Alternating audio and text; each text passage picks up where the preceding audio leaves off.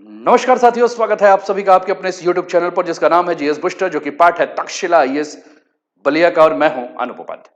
साथियों, जब दुनिया युद्ध की आग में जल रही हो, तब जो देश शांति की मशाल उठाए वही असली वैश्विक नेता होता है। इसी भू राजनीतिक उथल पुथल के दौर में नरेंद्र मोदी का संसद में दिया गया बयान एक साधारण वक्तव्य नहीं, बल्कि बदलते वैश्विक समीकरणों के बीच भारत की रणनीतिक सोच को स्पष्ट उद्घोषित करता है। आने वाले दिन भारत के लिए बड़ी परीक्षा होंगे। यह केवल चेतावनी नहीं, बल्कि संकेत है कि वेस्ट एशिया का संघर्ष अब सीमाओं से निकलकर वैश्विक शक्ति संतुलन की लड़ाई जो है वो बन चुका है। इस पूरे संकट में भारत का संदेश बेहद स्पष्ट और परिपक्व है कि संघर्ष नहीं, संवाद ही समाधान है। और यह दर्शाता है कि भारत ना किसी गुट का हिस्सा है, ना किसी दबाव में, बल्कि अपने राष्ट्रीय हितों के साथ वैश्विक शांति का संतुलन साध रहा है। साथियों, आज के इस वीडियो में हम चर्चा करेंगे कि जहां दुनिया पक्ष चुन रही है, वहां भारत रास्ता चुन रहा है और यहीं उसे वैश्विक व्यवस्था में विश्व गुरु बनने की दिशा में आगे बढ़ाता है। चलिए शुरुआत करते हैं आज के इस सेशन की। और आज का टॉपिक है मोदी का बहुत बड़ा टेस्ट है, मोदी बिग टेस्ट। क्या भारत डेंजर में है? पेट्रोल के दाम क्या 250 रुपए लीटर तक जो है वो पहुंच सकते हैं? साथियों, समाचार पत्रों को हमने आज के लिए आधार बनाया। वो समाचार पत्र हैं Economics Times, the Times of India और राइटर्स। इकोनॉमिक्स टाइम्स लिखता है, PM Modi invokes Covid resolve to tackle West Asia crisis. यानी कि इन्होंने कहा कि जो स्थिति कोविड में थी, जिस प्रकार से हम एक साथ होकर कोविड में लड़ रहे थे, आज वेस्ट एशिया की जो कंडीशन बनी हुई है, मिडिल ईस्ट में जो लड़ाई चल रही है, उन लड़ाई में आज पूरे देश को जो है वह उसी क्राइसिस के हिसाब से एक साथ होकर लड़ना होगा। टाइम्स ऑफ इंडिया लिखता है, conflict posing unprecedented challenges for India, PM Modi tells parliament. कल उन्होंने लोकसभा में बात की थी, आज राज्यसभा में भी मोदी ने यही बात की। राइटर्स लिखता है, Modi Trump discuss importance of keeping strait of Hormuz open, US envoy से। यूएस के जो एनवो हैं, उन्होंने ये बात कहा है कि मोदी और ट्रंप मिलकर जो है वह स्ट्रेट ऑफ हॉर्मुज को खुले रखने की महत्ता के ऊपर जो है बात कर रहे हैं कि क्यों इसे खुला रखना बहुत ही ज्यादा आवश्यक है। ठीक, चलिए आगे बढ़ते हुए बातों को समझते हैं, विचार करते हैं, देखते हैं। आपकी स्क्रीन पर ये जो तस्वीर है, ये आज की तस्वीर है जब प्रधानमंत्री मोदी राज्यसभा में देश को संबोधित कर रहे थे, राज्यसभा के माध्यम से। साथियों, वेस्ट एशिया, मिडिल ईस्ट में जो लड़ाई चल रही है, वो अब सिर्फ दो देशों की लड़ाई नहीं है। इसमें मुख्य रूप से ईरान, इजराइल, यूनाइटेड स्टेट्स के बीच तनाव तो बढ़ ही रहा है, लेकिन इसका असर पूरे विश्व के ऊपर हमें पड़ता हुआ दिख रहा है। साथियों, ये लड़ाई इनडायरेक्ट थी, यानी कि प्रॉक्सी वॉर था, लेकिन अब धीरे धीरे टकराव यानी कि डायरेक्ट कॉन्फ्लिक्ट जो है वो बनता जा रहा है। और इसका असर ये पड़ रहा है कि स्ट्रेट ऑफ हॉर्मुज, दुनिया का जो कि सारा तेल जिस रास्ते से होकर जाता है, यही सबसे बड़ी जो है वो समस्या बनी हुई है। और ये स्ट्रेट ऑफ हॉर्मुज के बंद होने से या यहां से तेल का कम से कम अगर यहां से आवाजाही है, तो दुनिया में तेल की कमी जो है वो होने लगी है। साथियों, स्ट्रेट ऑफ हॉर्मुज जो कि मैप में आपको आपके स्क्रीन पर यहां देखने को मिल रहा है, स्ट्रेट ऑफ हॉर्मुज जो कि गल्फ ऑफ ओमान को जो है वो पर्सियन गल्फ से जोड़ने का काम करता है, द गल्फ ऑफ पर्सिया से इनको जोड़ने का जो काम करता है, जहां एक तरफ आपको यूएई, ओमान, ईरान और इधर अगर आप आ रहे हैं तो बाकी सारे देश हैं जो कि सऊदी अरबिया नीचे है, जहां से तेल की सप्लाई जो है विश्व के सारे देशों को होती है लगभग लगभग, और इस रास्ते से होकर जाता है। साथियों, जिस प्रकार से स्ट्रेट ऑफ हॉर्मुज बंद हुआ है, आप कई दिनों से समाचार में भी देख रहे हैं कि जहाजों का आना जाना मुश्किल हो चुका है, ट्रांसपोर्ट महंगा हो चुका है, सप्लाई अनिश्चित हो चुकी है, जिससे तेल जो है महंगा हो रहा है। और भारत में आप स्थिति देख रहे हैं कि किस प्रकार से एलपीजी के लिए जो है वो धक्कम धुक्की हो रही है। साथियों, जिस प्रकार से ये स्थिति हो रही है, एक सबसे बड़ा डर ये लग रहा है कि क्या कहीं ऐसा तो नहीं कि पेट्रोल और डीजल के दाम जो है वो बढ़ जाएंगे, क्या महंगाई तो नहीं बढ़ जाएगी, और भारत के लोग जो इस क्षेत्र में फंसे हुए हैं उनका क्या? साथियों, ये पूरा का पूरा क्षेत्र ऐसा है जहां 1 करोड़ से अधिक भारतीय जो है फंसे हुए हैं। यहां इंडियन शिप वर्कर्स जो है वो खतरे में हैं। समुद्री सुरक्षा जो है वो एक बहुत बड़ा मुद्दा बना हुआ है, और भारत के लिए सबसे बड़ी जो समस्या है वो है तेल की निर्भरता। साथियों, अगर हम पूरे विश्व की क्रूड सप्लाई के बारे में अगर हम बात करें, तो ये आपको स्ट्रेट ऑफ हॉर्मुज नजर आ रहा है, जहां भारत का 40% तेल जो है वो इसी क्षेत्र से गुजर रहा है।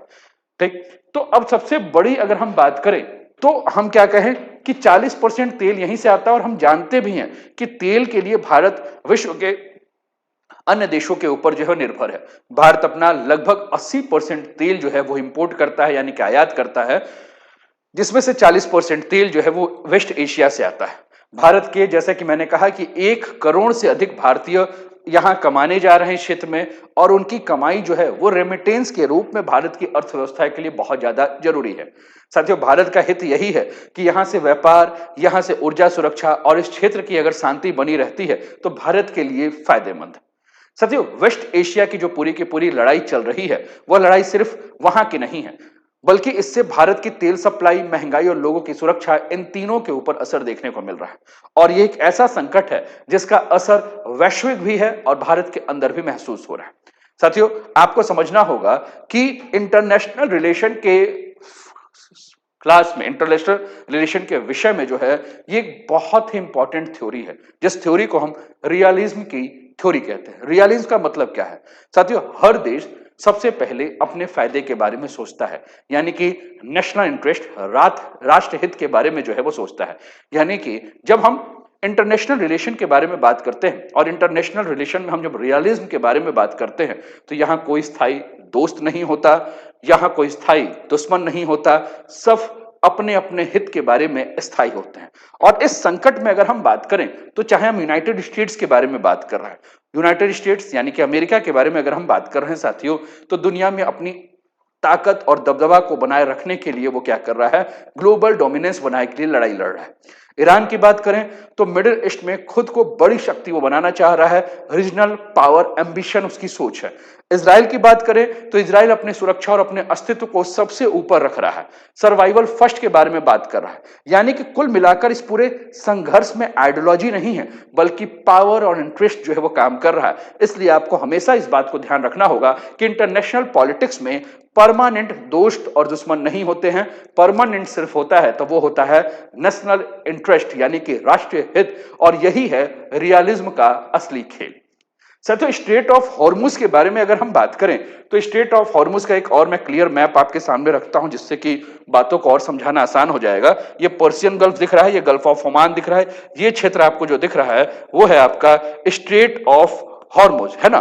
तो स्ट्रेट ऑफ हॉर्मुज के बारे में अगर हम बात कर रहे हैं, तो ये जो स्ट्रेट ऑफ हॉर्मुज है साथियों, ये सिर्फ एक समुद्री रास्ता नहीं है, बल्कि ये दुनिया की एनर्जी का लाइफलाइन है। दुनिया का लगभग 20% तेल इसी से गुजरता है। इस पर हम लगभग 20 दिन से चर्चा कर रहे हैं। मिडिल ईस्ट से निकलने वाला ऑयल यहीं से ग्लोबल मार्केट में पहुंचता है। यह भी अब एक पुरानी चर्चा हो चुकी है।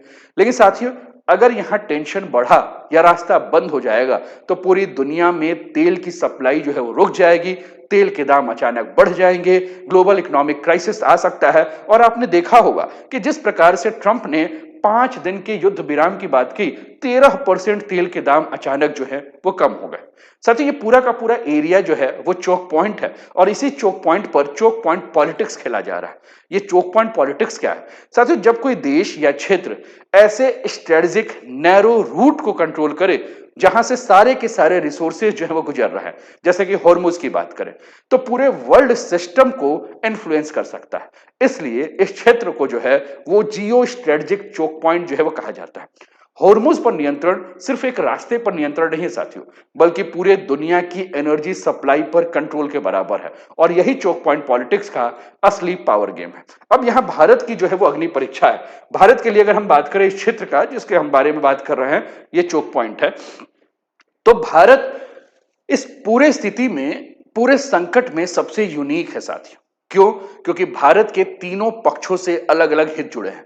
इजराइल से अगर हम बात करें तो भारत डिफेंस में, टेक्नोलॉजी में, इंटेलिजेंस कोऑपरेशन में है। ईरान से बात करें तो ऑयल सप्लाई में, कनेक्टिविटी चाबहार पोर्ट के माध्यम से। यूनाइटेड स्टेट्स से बात करें तो स्ट्रेटेजिक पार्टनरशिप में, ट्रेड में, इंडो पैसिफिक कोऑपरेशन में। यानी कि अब असली सवाल यह है कि भारत कर क्या रहा है, भारत के साथ है क्या। साथियों, भारत किसी एक पक्ष का खुलकर समर्थन नहीं कर रहा है। भारत पूरी तरह से न्यूट्रल भी नहीं है, बल्कि भारत क्या अपना रहा है? Multi alignment issue based diplomacy के बारे में बात कर रहा है। बहुत ही साधारण भाषा में आप समझना चाहेंगे तो ये समझिए कि जहां भारत का हित है, भारत उसी के साथ खड़ा है। भारत डिफेंस में इजराइल के साथ खड़ा है, ईरान के साथ ऑयल और कनेक्टिविटी के लिए खड़ा है, और यूएसए के साथ ग्लोबल पावर पार्टनरशिप पर जो है बात कर रहा है। यानी कि हम ये नहीं कह सकते कि भारत किस कैंप में है, यानी कि हम ये भी कह सकते हैं कि भारत किसी कैंप में भी नहीं है। भारत को जहां अपना फायदा दिख रहा है वो उस कैंप में जो है वो मेंबर बन गया है। यानी कि आज का भारत जो है वो गुट निरपेक्ष नहीं है, बल्कि आज का भारत जो है वो मल्टी अलाइंड है, जो हर मुद्दे पर अपने हित अपने हिसाब से जो है वो अपना निर्णय दे रहा है। और यही है इंडिया की न्यू इंडिया स्मार्ट डिप्लोमेसी, जिस पर भारत काम कर रहा है।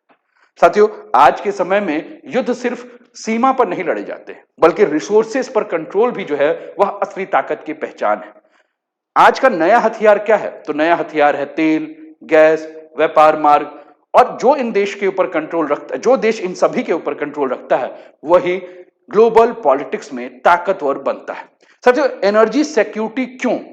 यानी कि एनर्जी सिक्योरिटी की अगर हम बात कर रहे हैं तो एनर्जी सिक्योरिटी नेशनल सिक्योरिटी क्यों बन जाती है?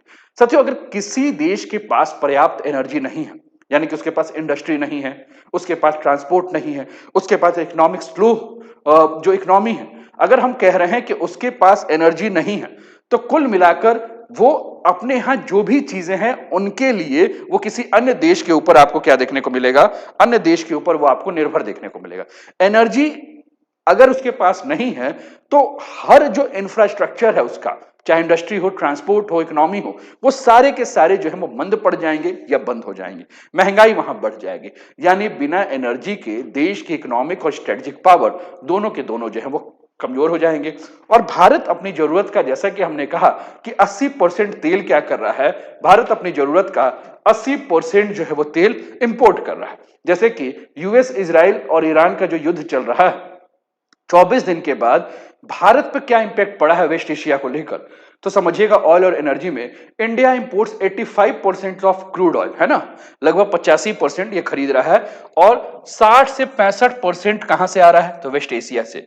20% of world oil passes through the straight of Hormuz से है।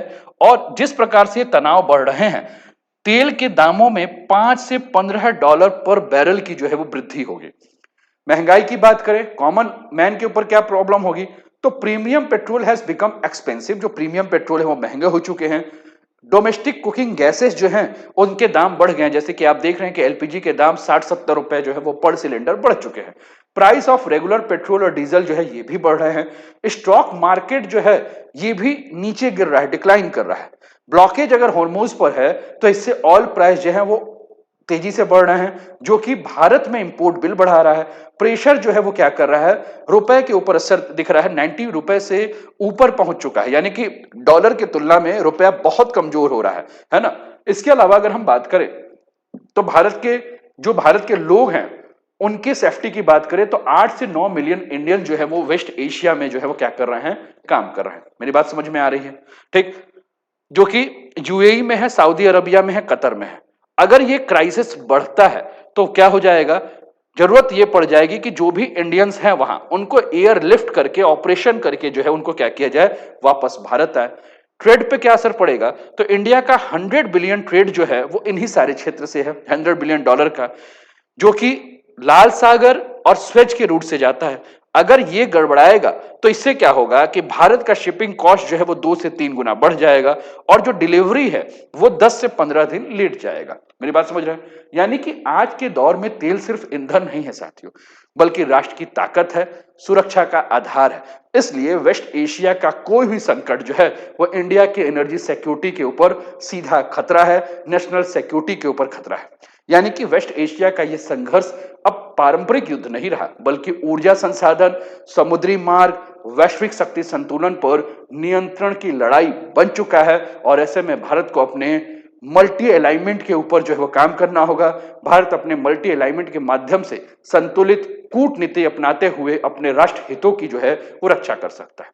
साथियों, 21वीं सदी में इस जटिल भू राजनीतिक दौर में भारत की सफलता इसी में है कि वह किसी एक ध्रुव का हिस्सा ना बनकर स्वयं को एक संतुलनकारी शक्ति के रूप में उभरने दे।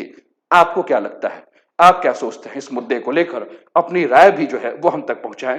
रेमिटेंस के बारे में अगर हम बात करें साथियों, तो इंडिया जो है वो लगभग 8 लाख करोड़ रुपए रेमिटेंस के रूप में पाता है, जिसमें 50% से अधिक, लगभग 4 लाख करोड़ इसको गल्फ कंट्रीज से आता है।